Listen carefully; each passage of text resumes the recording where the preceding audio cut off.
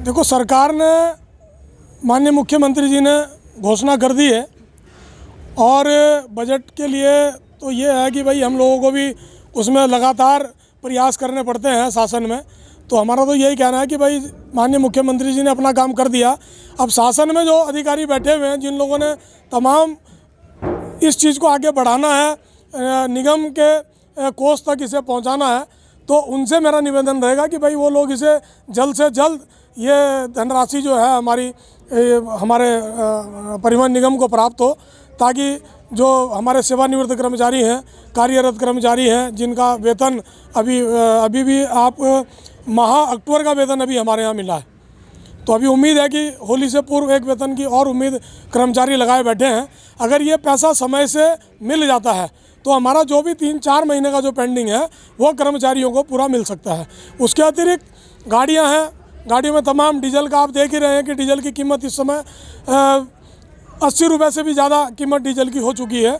तो हमारे यहाँ लगभग 65 लाख रुपये पर डे प्रतिदिन डीजल का कैश के रूप में जाता है, वो इनकम से ही हमारी जाता है। और आज वो डीजल बढ़ने से जो है वो लगभग 80 लाख रुपए प्रतिदिन जो है वो डीजल के मद में हमारा जो है पैसा जा रहा है। तो अगर सरकार चाहे तो हमारे टैक्सेज में भी हमें छूट कर सकती है।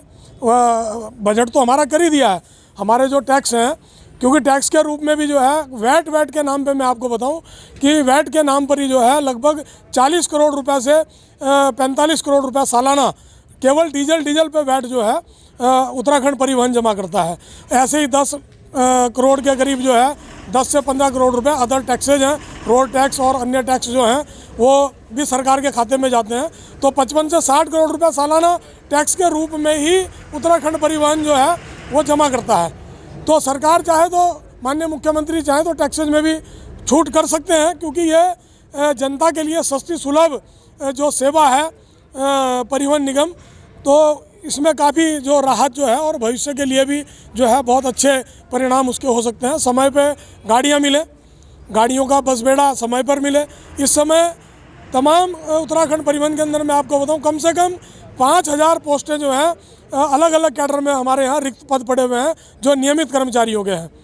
तो और अभी केवल 22 कर्मचारी हमारे यहाँ अभी हो सकता है इसी माह जो टेक्निकल के हैं उनके चयन आयोग से जो 1.5 साल पहले टेस्ट दे के पास हुए थे, उन लोगों की फाइल अभी चेयरमैन आदरणीय राधा रतूड़ी जी ने की है। तो वो मुझे उम्मीद है कि इस माह के अंत तक वो लोग भी हमारे बीच आ जाएंगे।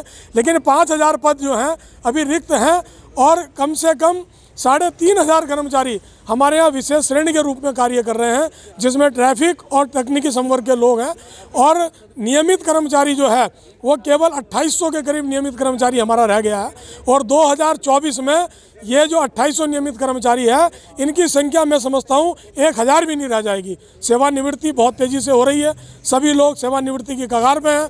तो मेरा माननीय मुख्यमंत्री से, सरकार से ये भी निवेदन रहेगा कि बजट के साथ साथ कम से कम बेरोजगारी की तरफ भी सरकार का ध्यान रहना चाहिए कि हम यहाँ केवल उत्तराखंड परिवहन के अंदर ही हम 5000 लोगों को रोजगार दे सकते हैं। 3000 लोग जो हैं पहले से सेवारत हैं, 3500 कर्मचारी हमारे बीच में ठेका विशेष श्रेणी के नाम पे जो कार्य कर रहे हैं, उनको नियमित करने का अगर रास्ता खुल जाए तो ये निगम भी बचा रहेगा। क्योंकि इस निगम को बचाने के लिए अपनी गाड़ी निगम की और नियमित कर्मचारी की बहुत नितांत आवश्यकता है और ये बजट से भी ज़्यादा ज़रूरी काम है।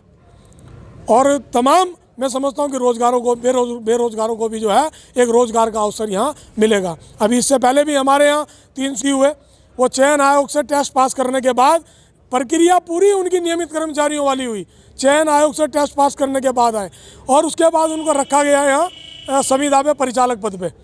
वो लोग भी रोज़, उनकी भी शिकायतें रहती हैं हमारे साथियों की कि भाई हमारे लिए भी संगठन कोई मांग करे। तो संगठन लगातार अपनी मांग ये भी लगातार करता आ रहा है और इसमें भविष्य में अगर कोई आंदोलन जैसी भी बात होगी तो वो भी संगठन उसको करने के लिए भी बिल्कुल तैयार है। इससे पहले अभी माननीय मुख्यमंत्री जी से नियमितीकरण की बात भी हम लोग करेंगे और हमें उम्मीद है कि जिस तरह से उन्होंने बजट किया है, निगम की तरफ उनका ध्यान आकर्षित रहा है।